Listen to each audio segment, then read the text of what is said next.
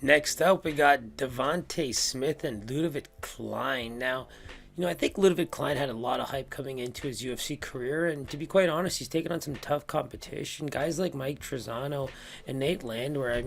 One guy's, tough alumni, very much proven on, the regional stage in the U.S. and coming up at a good age. And Nate Landwehr, if you really look at his career, he's actually very well conditioned over the course of his career as well, all over the world. And I think we really have seen some of the best from him over the pandemic period, and he proved that against Ľudovít Klein. I think he's looked a little one-dimensional against these types of fighters that are able to defend takedowns fairly well and can mix it up on the feet. I think that he doesn't throw a lot of combos, but he sets up his big power punches. You got to love those kicks, right? Like, there's something about the way Ľudovít Klein throws his strikes that makes him exciting. He's always looking for big shots. He started off his career in an absolute, big way, but I think now that we're seeing tougher competition, things kind of have to develop a bit more for him. And you look at the later rounds against Nate Landwehr as well, and you can kind of see Nate Landwehr very much felt like he belonged in that place, and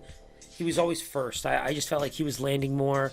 He looked like he was catching Klein on the bad timing, so anytime Klein would just get ready to throw a jab, Nate would already be there kind of landing on him. And that's where I kind of saw the differences. And it added up, right, into that submission finish. I think it was an anaconda choke.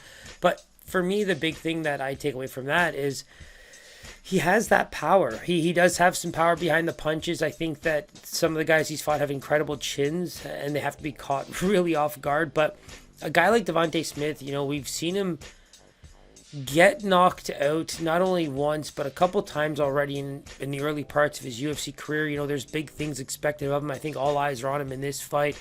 And you think about the Justin James fight, a guy who really was ready to keep going, and that was an injury finish there. I was looking pretty bad. It's tough to let a guy keep going with that. But the areas that I do see improvement, the fight that stands out the most, I think, was the Malarkey fight. You think about the fact that Malarkey has been able to show off his striking when, really people really kind of pegged him as a grueling style, brawler style grappler that was just looking to get it to the ground. But his cardio's looking so good that all he does is allow you to maybe throw your shots in a big way. He starts to get his timing down, and some of the combos he was landing on Devonte Smith were absolutely incredible. The body shots did all the work. I think that he was able to set everything up with some very damaging leg kicks. The moment he landed on the legs, it looks like Devonte Smith can't throw much with power. And then after that, it was body, bunch of shots to the head, and then you can just tell he lands one. I think it's a left hook to the body, and it really does kind of end the stand-up game, if you will. And then it was just punches on the ground, and Devonte Smith definitely did not look like he keep going. And I think Ľudovít Klein has an opportunity there, big leg kicks, big body shots. I think that's a big area for him to capitalize on. And the one thing about Devonte Smith is we haven't seen him go 3 rounds. We've seen Ľudovít go 3 rounds, and I think that the one thing you can expect from him is he goes hard for all 3 rounds. And Devonte Smith, he's looking for finishes, and whether he does get finished or he finishes, it seems like that'll be an incredible opportunity to showcase what he can do for 3 rounds if it gets that far. So for me, it's obvious that Devonte Smith should be a favorite here, but there are areas where I do think that Klein has big opportunities. He's going to throw big kicks. If he can land to the body and the legs, big opportunity, like we said. The other thing is the takedowns. You look at Devonte Smith's takedown defense of 80%. I dug a little deeper, and for me, 4 of 5 takedowns. One's on the Day Night White Contender Series. 2 are against Justin James, which was a tough fight in general, and then 1 against Malarkey, who still ended up getting him down later in the fight. So those 4 out of 5 are very situational, right? I think that those do not depict, a guy like Ľudovít Klein, despite being short notice. I think that his speed and his ability to switch levels, whether it be in the first or third round, is going to be slightly different than some of the fighters he has fought before. There is a very wrestling style pace. There is a huge pace of coming forward at him, and I think that's gonna be a little bit different than some of the guys he's fought. Malarkey's really good on the ground, but he was showcasing his striking a bit more.